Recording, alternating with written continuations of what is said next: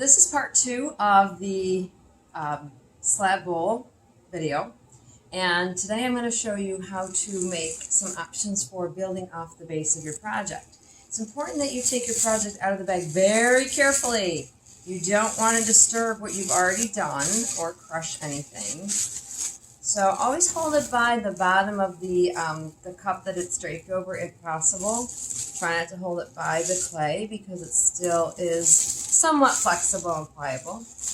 Okay, so I have that out. I'm going to place it down on my canvas and just double check it first. Make sure there's no cracks. And if you do see sometimes cracks show up, you do want to smooth them away and just make sure it's nice before we go any further.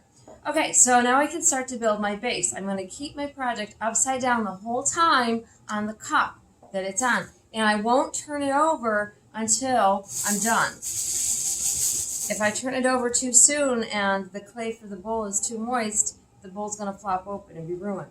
So I'm going to take some of my scrap clay. I do need some warm water. I will need probably my knife. I might need a rolling pin if I want to do a slab. But the first technique I want to show you that you could do as an option is a coil. A coil is like a snake-like piece of clay. So if your scrap clay might be a little starting to dry out, keep your fingertips moist. The clay is thirsty. It wants to drink. So dip your fingertips in the clay and squeeze that into the clay a little bit. It's important when you use scraps of clay that there's no air trapped inside the clay. And sometimes when you fold clay over itself, there's small air pockets that can form. So never use more than what you can fit in the palm of your hand for this. And squeeze it as hard as you can several times. Rotate it and squeeze any air that might be in there out. I'm shaping this into almost like a hot dog shape. And then I'm going to roll it out to make a snake. And that will be called actually a coil.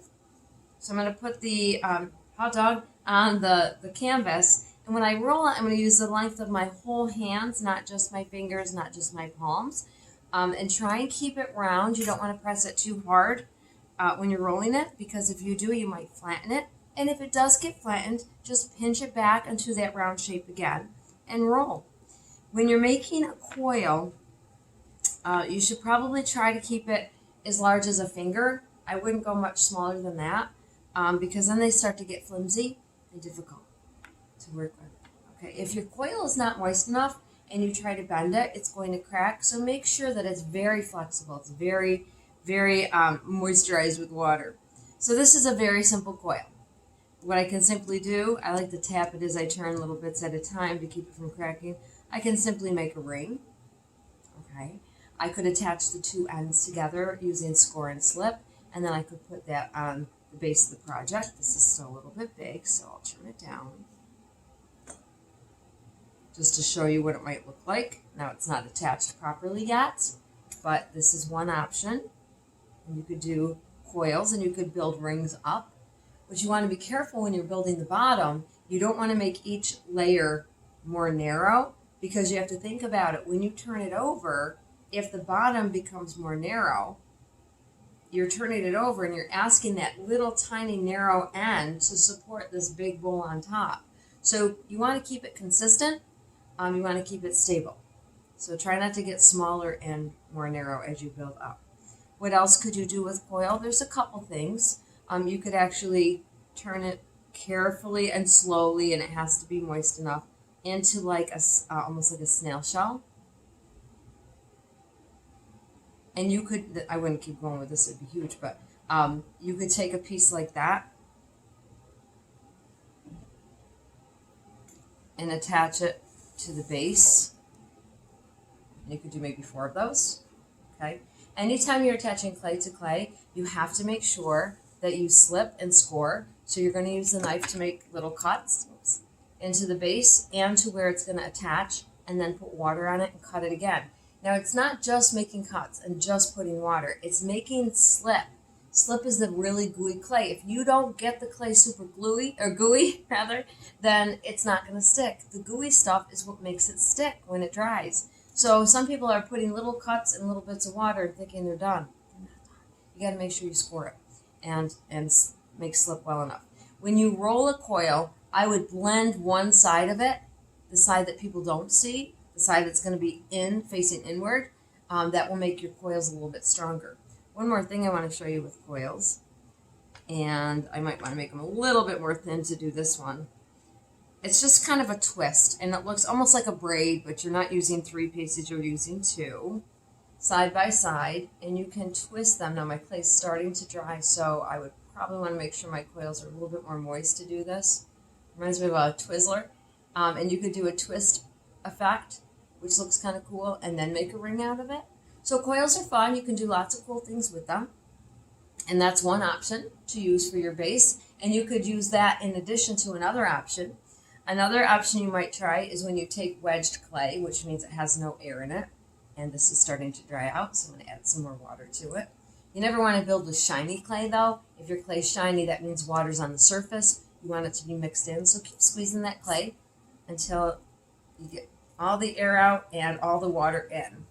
So another thing you could do is pinch off a piece of clay that has no air in it and make like little meatballs, little clay meatballs. You never want your clay to be thicker than 1 inch, because once it's 1 inch thick, it's pretty thick, and then it has a hard time drying out completely before it goes in the kiln, and has a better chance of popping in the kiln.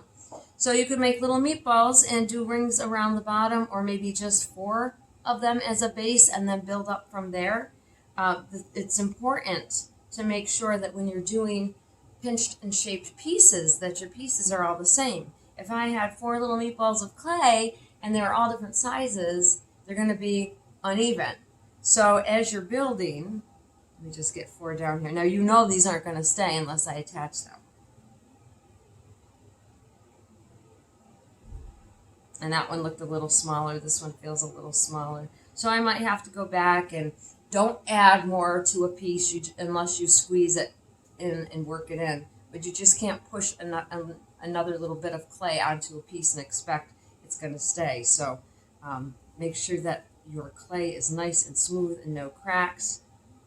Let's see what I'm going to do. This one's too small. I'm going to redo that one. Adding clay, but I'm also squeezing it together, and then make my little meatball.